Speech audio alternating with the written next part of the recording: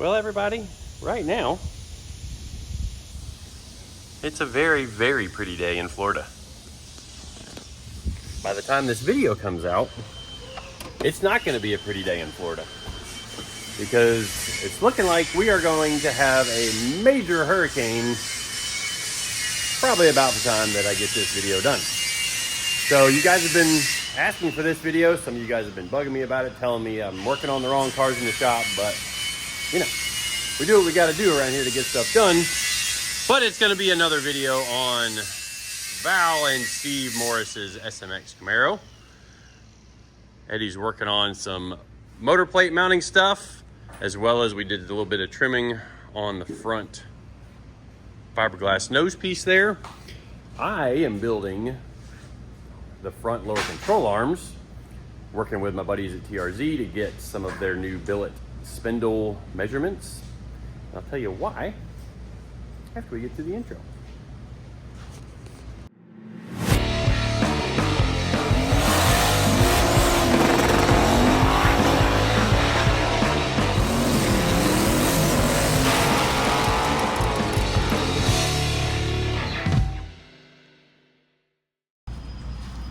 All right, so big thanks to everybody who's subscribed to the channel recently, as well as everybody that's gone and bought some merch from winwithksr.com. I kind of goofed up this in the last video where I said like shirts, hats, and shirts. But we've got like shirts, hats, stickers, posters, lanyards, all kinds of good stuff.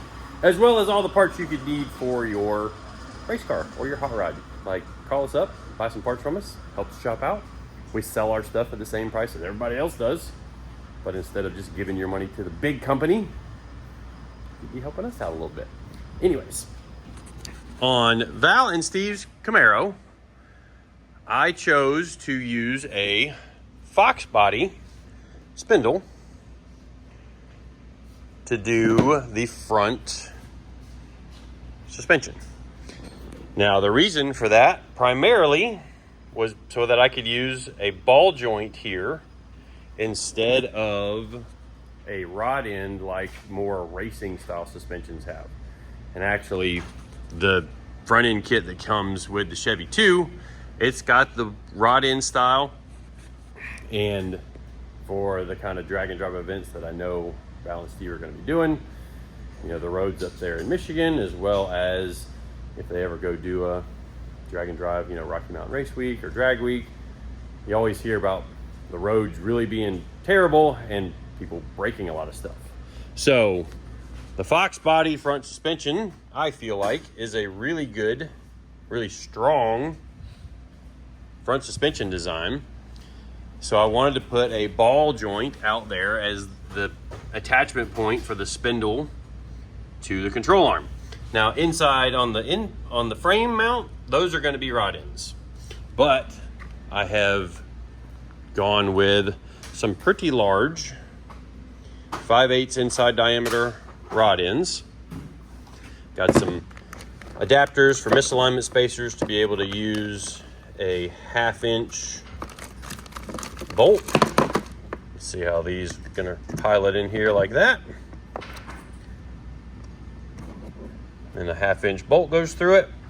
So those rod ends are rated well beyond what we should be seeing load-wise. And you're dividing the load between two of them, which is, you know, kind of why I'm okay with the rod ends being on the inside, but I want the factory style ball joint out on the outside. Now on the top, we did something I think is pretty slick here. We ordered up these from Hammer Concepts and Design, and it is an adjustable upper cup, which it's a little hard to do one-handed here, but you can see the inner cup spinning. So the strut mounts into the cup here, and then this is going to be adjustable. Now the reason to use those, when we get them mounted into the chassis here, we will be able to have this thing slammed on the ground, kind of just like it sits right now, nice and low. You can see our very scientific mock-up blocks right there to precisely position the frame 3 inches off the ground. Yeah, it's wood. That's a joke. There's wood right there. So this will be the race ride height, and then in the back they'll be able to air up the air shock to lift the back of the car up, and then on the front they'll be able to crank this strut cup. You know, probably a good, I would say there's probably 2 inches of safe use here. I mean, that cup is maybe 2 3/4. Anyways, you guys get the idea. Like, it's threaded all the way through. So we will be able to, or they will be able to lift the front end up off the ground, run the spindle nut down, or the inner mount there down. Comes with a fancy tool, which is somewhere in my cart here.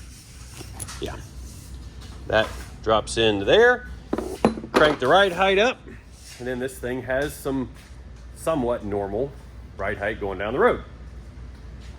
Now, some of the problems we have encountered, because we are putting Fox body front suspension in a Camaro, is the location for the upper strut mount. It's going to be somewhere over in here. I'm just going to drill a hole to mock some stuff up.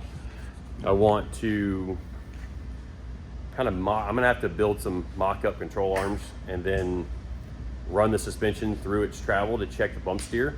Because one thing that I want to make sure doesn't change a whole lot is when the suspension travels, the front tires don't do any kind of weird toe in or toe out, because at speed, it's not what we want for handling. We want the tires to stay pointed straight. But then also on the street, if the tires are toed in, toed out, well, for the street portion of the drive, it's going to be eating the front tires off the car. We don't want that. So I don't possess the skills yet to do all this mathematically in a computer. So we're going to mock it up and try some different shimming options for the outer tire, or the outer tie rod mount to the spindle. And then if I need to move this rack backwards up, you know, we can mock some of that up as well to try some of that. So while I've been doing all this jibber jabbering, Eddie, wow, is that's messed up. Is working on another mount for the upper motor mount, because this is what bolts the motor plate to. Steve's going to work up some billet pieces here. Well, this has got to be accessible here for a water line. Yeah, I smashed my finger last week too.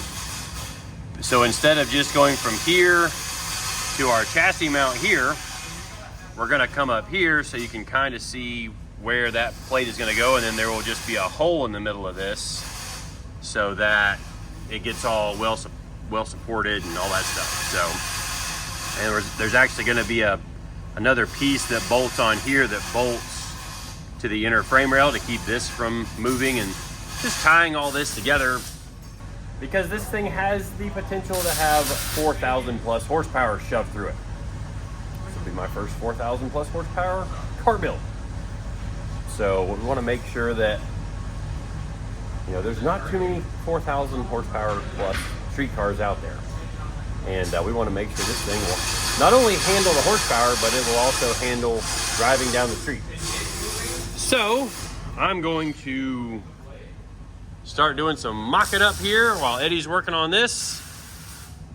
And then we are also hopefully going to be getting the front end a little bit more securely mounted, maybe later in this video. But right now, front suspension is the key thing I am aiming for. And I will say that we will be using TRZ's Billet aluminum spindles, which I'll probably have in the next video. They have all the way up to a 4-inch drop billet spindle available. We may end up with the stock spindle, the stock height spindle, because you can see how much shock shaft I've got showing, and this strut basically has, I think, 5.5 inches of travel when I measured it. But I've got some math to do here, but I want the car to have plenty of front suspension travel to work on lots of different kinds of racetracks. It's really busy in the background, you can tell, which is awesome.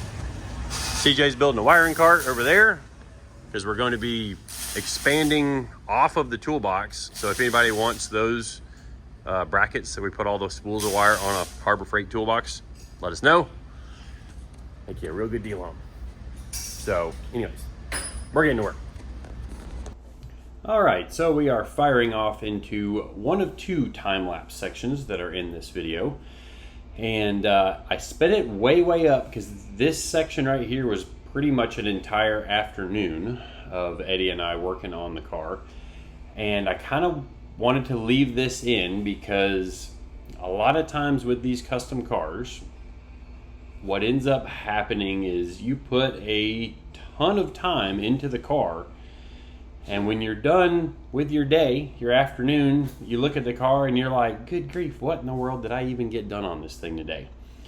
And then you go back and you kind of watch it like in time lapse. Oh yeah, well, I was busy doing this and I was busy doing that and measuring this and calculating and fabricating and trying some things.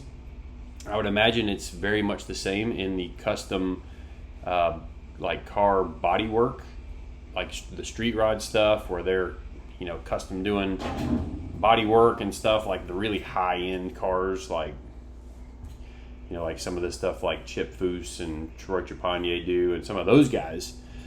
But for us race car builders, when it's not just a cookie cutter race car build, you know, you're not just bolting together a Fox body Mustang with a, you know, an engine and making it a super easy common combination.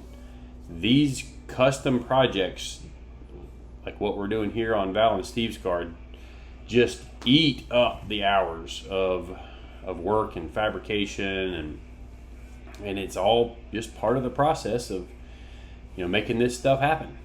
When you've got 2 and 3 and 4 and 5 guys working on a car, like say they're, you know, down there at Cameron Johnson Race Cars, like where they're doing Eagle for Cletus, like they've got 5 and 6 guys working on that car for a 50 to 60 hour week. Do the math on how much that adds up to hour wise, and then when you figure that any good reputable chassis shop, fabrication shop, custom car building shop is over $100 an hour, if not quite a bit higher, the numbers get big really quick. And sometimes that's even hard to grasp for me as the business owner and the builder. It's like, holy moly, where did all the time go in this project? But we are chipping away on this thing, and there's been some stuff happening at the back of the car that we'll talk about probably in the next video. Will has been in working on that section, which I didn't film much of because Eddie and I were working on the front of the car, getting this suspension figured out, as well as Eddie doing this extra motor plate mount, and you know, he's even laying down on the floor, which even though the floor looks dirty, it's actually clean right now in this video. It's not very clean right now because we're about to clean up for the week, being that it's, you know, almost the weekend. Well, I guess that's going to depend a little bit on how bad the hurricane affects us, but I'm actually editing this at home while the hurricane is approaching us after I left the shop on Thursday. But yeah, it's definitely neat to see these things come together, even though the hours in the middle can just drag on and get very tedious. And yeah, I'm sure some people experience it at their home projects, but the biggest thing I can tell you is just to keep plugging away at it, because one day you're going to walk out there into the garage and you're going to have a finished project that you can go take to the racetrack, take to the car show, take it out and enjoy it, and show off your work and your effort to other people who are also car enthusiasts. But anyway, kind of just a lot of jibber jabber in there, but you can kind of see along in the process I'm building the control arms, I have to also build this front steering arm because it is a fabricated piece instead of it being a solid one-piece rack that only gets outer tie rods added. But we're definitely getting there on the fitment. It's stuff like this that when we're trying to get that front tire out, you know, sometimes even a 1/4 inch or a 1/2 inch makes all the difference in the world as far as how the car looks. And we definitely want this thing to look really cool. I mean, y'all all could... Fabrication shop. We fabricate. We make lots of noise, don't we? Yeah, yeah. We make lots of noise so it looks like we fabricate stuff, or it sounds like we fabricate stuff. So when you're all in the We office... fabricated this. Yeah, we did. That's sick. Who designed that? So that, well, I mean, I thought of it. And then you did this one plate. Oh, yeah. That's the brains behind it. So what this is actually for is checking the straightness of all of my road racing wheels, because we mounted a set of tires for the road race Lexus, and it like shook my teeth out at the road course track last time we took it out there. But maybe you saw in the time lapse, we're making some progress on the steering here. And I've got to admit, I want to get it a little further out than that. But the issue we are running into, potentially, and been talking with TRZ about their steering arms. But so I got a little gap here. I'm thinking I may make the tire come all the way out to that. Maybe we even trim a little bit more of this lip. On the back side, it's got a ton. So not really any clearance problems there.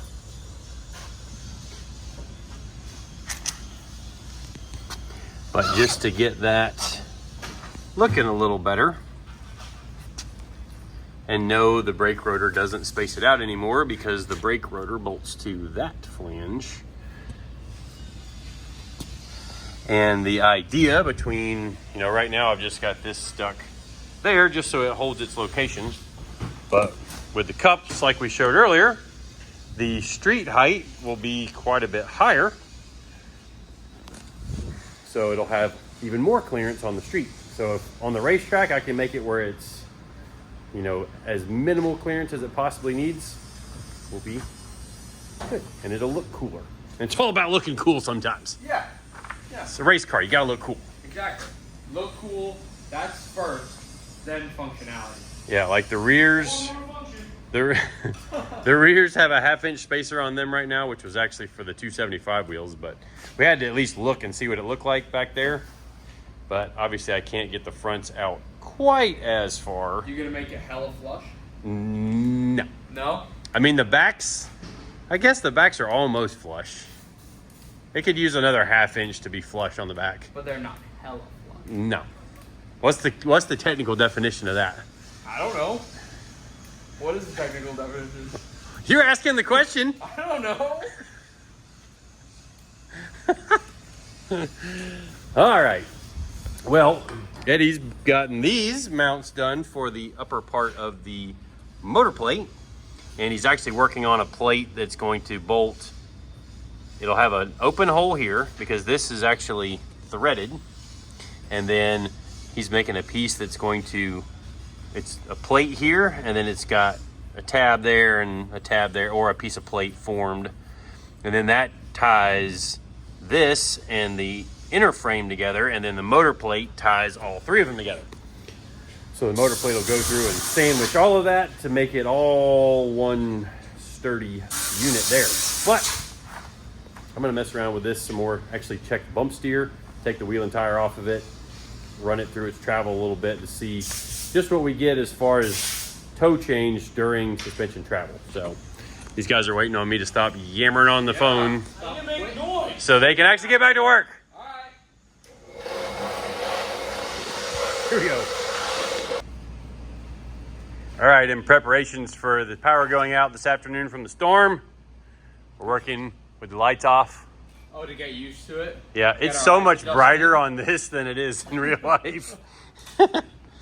So actually what we're doing right now is using our laser laser with the dead batteries to mark a center line on the front end, put a mark on the floor since the car is sitting on the wood at ride height there. And then that's going to let us not have to set the laser every time we want to mock up the front end on the thing, because I'm fitting the suspension still on the left front, and I've got it pretty much where we need to be, I think, which we'll show you here in just a second after we turn on the lights. Yay, lights! Did that do what we needed it to do? Yeah. Got us a good mark? Yeah, I mean, you can definitely just eyeball it. Sweet. And we've come out a little bit more on the wheel there. It's getting close.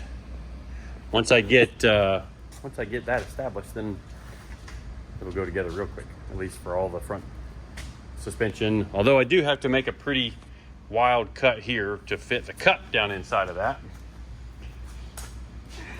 But that's going to be my project here in just a minute. Where's the other one at? Oh well, it's somewhere around here. Anyways, let's see what we can get done before we decide to go home, because there's a storm coming. All right, well, we are into the final time-lapse section, and at some point I'm going to do a better video of what I'm actually doing right now on the driver's side tire, but you can see that I have a plate bolted to the spindle. That plate is kind of there to simulate the tire in its location, I guess you could say. And I'm drawing up a little chart on a notepad here because I am going to get the car. They're going to put a floor jack under the ball joint here in a second, which actually I guess I've got it under there already. And then I'm going to measure the difference in the toe, so how far the tire is pointed in or out. I'm going to measure the difference in that for every 1/2 of an inch of travel. Now I'm wanting to get this number down to where there is like 0.010 of an inch of toe change or less per 1/2 an inch, because ideally what I want to happen is the car, the tires basically stay straight all the time. That would be perfect.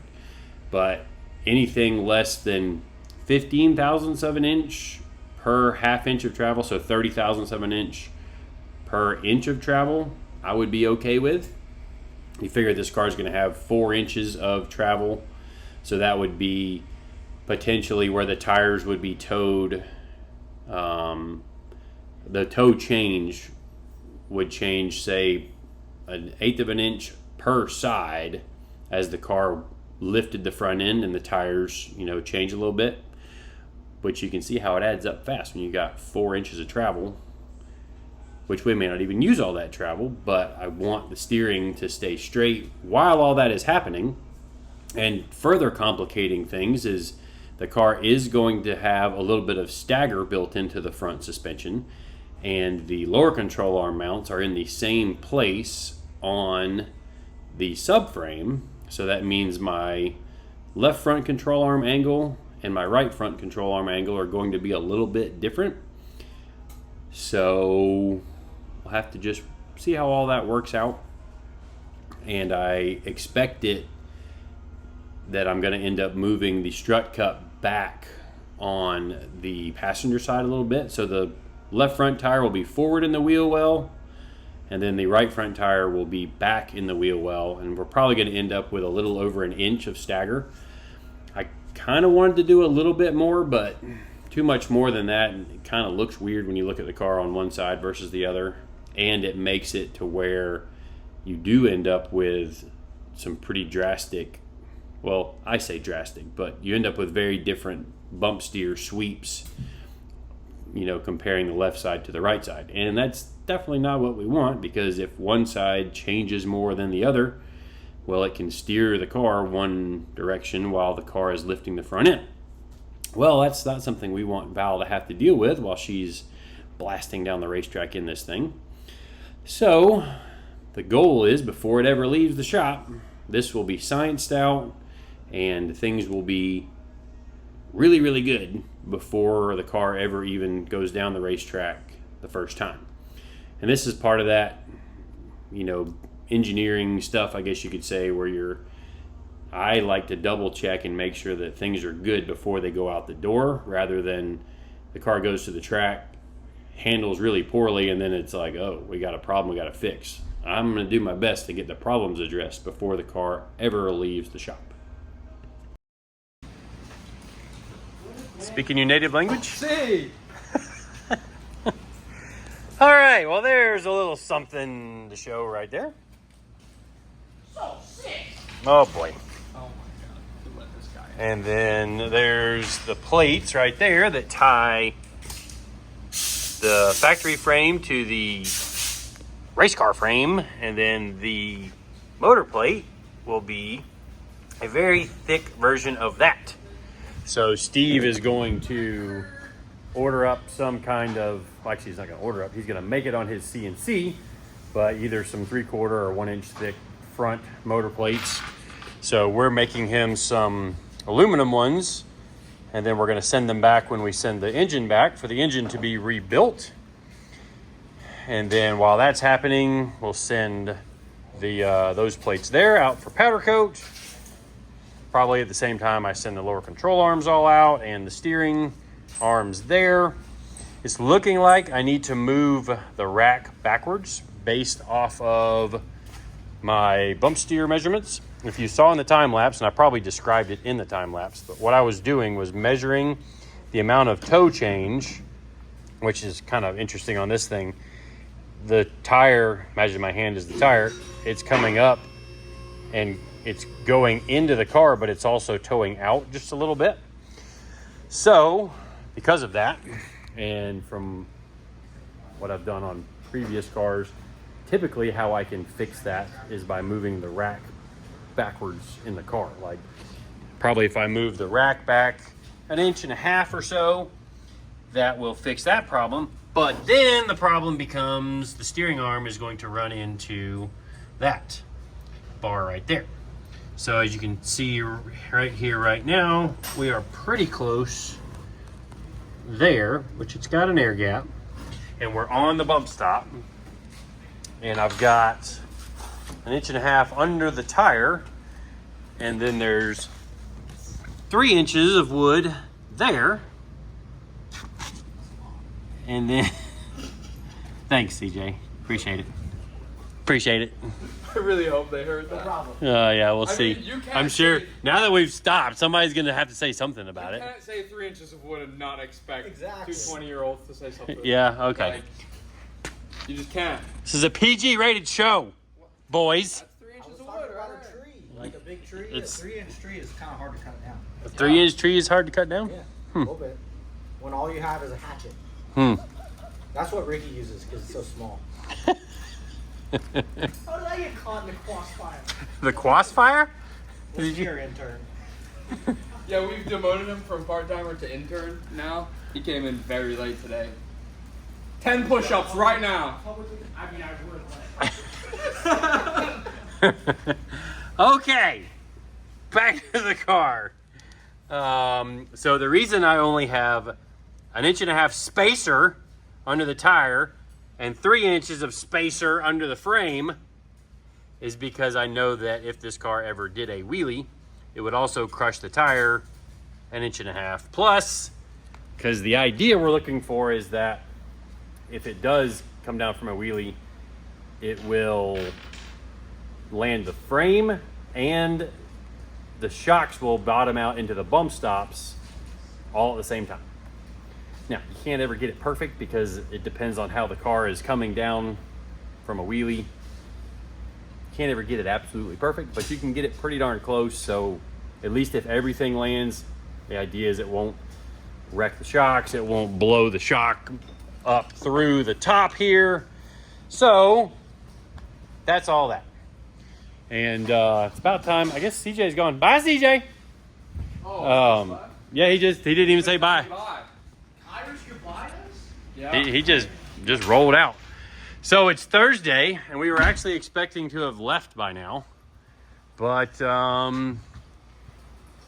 it's just been kind of normal Florida so far. But hopefully things won't get too bad. Just starting to see some rain. Wind is definitely starting to pick up, so hopefully things don't get too bad here. Definitely got everybody on the coast in our thoughts, because it's going to get nasty over on the west coast of Florida, especially with the storm surge. So, well, we're going to head home. Woo, yep, that cloud's got some speed to it. But anyways, we appreciate everybody watching, subscribing, following along, all that good stuff. See you guys next time.